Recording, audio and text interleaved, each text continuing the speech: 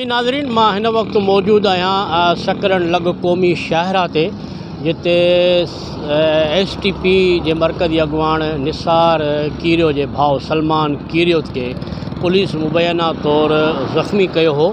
उन सां इंसाफ़ न थियण ते अॼु STP पारां क़ौमी शाहरा ते धरणे हणण जी तैयारी कई आहे, जेका सुबुह 9 बजे खां जारी आहे। 9 बजे हींअर लॻभॻि 3 थियनि पिया। 6 कलाकनि खां क़ौमी शाहरा बंदि करण जूं तैयारियूं आहिनि, पर किन ज़रियनि जो चवणु आहे त IG सिंध ऐं डॉक्टर कादिर मंगसी दौरान जेको आहे सो माना ॻाल्हियूं हलनि पियूं। उन करे STP जा सवें कारकुन जेकॾहिं कैमरामैन तव्हांखे ॾेखारे त हिते होटल ते ही जेको आहे सो माना जमा आहिनि।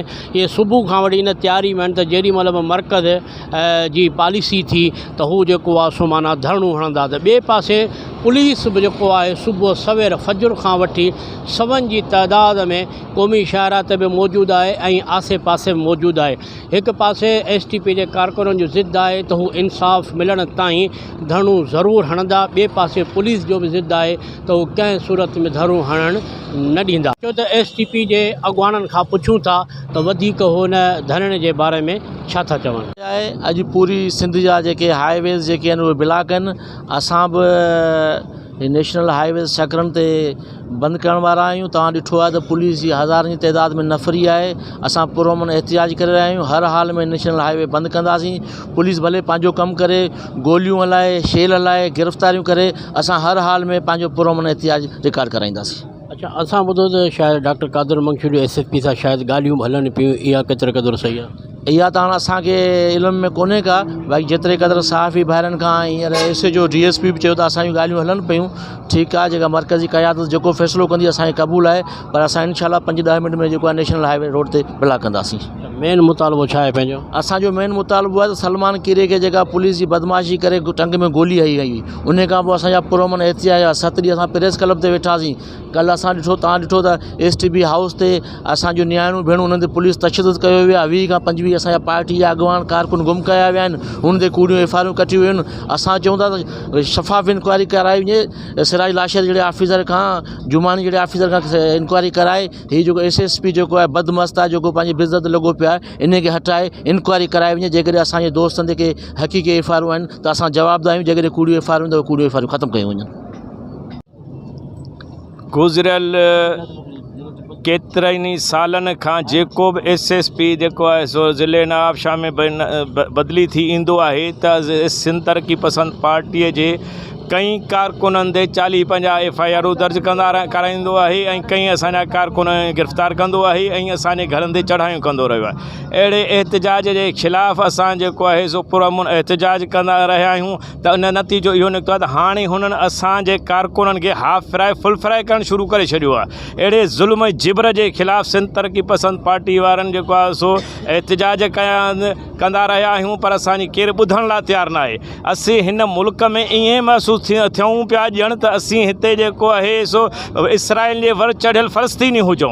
त अहिड़े ज़ुल्म जे ख़िलाफ़ु असां हिते जेको आहे पंहिंजो एहतिजाज रिकॉर्ड कराइण लाइ नेशनल हाईवे ते बीठा आहियूं। असीं सभई उहो मुतालबो था कयूं त असांजे मथां जेके बि हिननि 10-15 सालनि में जेके बि FIR दर्ज थियूं आहिनि, उन्हनि सभिनी जी जुडिशनल इंक्वायरी कई वञे ऐं जिन जिन माण्हुनि असांजे मथां, असांजे पार्टीअ जे मथां, असांजे माण्हुनि जे मथां जेके कूड़ा फिरियादी थिया आहिनि, शाहिद थिया आहिनि, मशीर थिया आहिनि, उन्हनि सभिनी खे पुलिस खाते मां बरतरफ़ करे उन्हनि खे सज़ाऊं ॾेई मुल्क में कानून जी बालादस्ती क़ाइमु कराई वञे। जेका बालादस्ती सिर्फ़ु अवाम ते न हुजे, उहा पुलिस ते बि हुजे।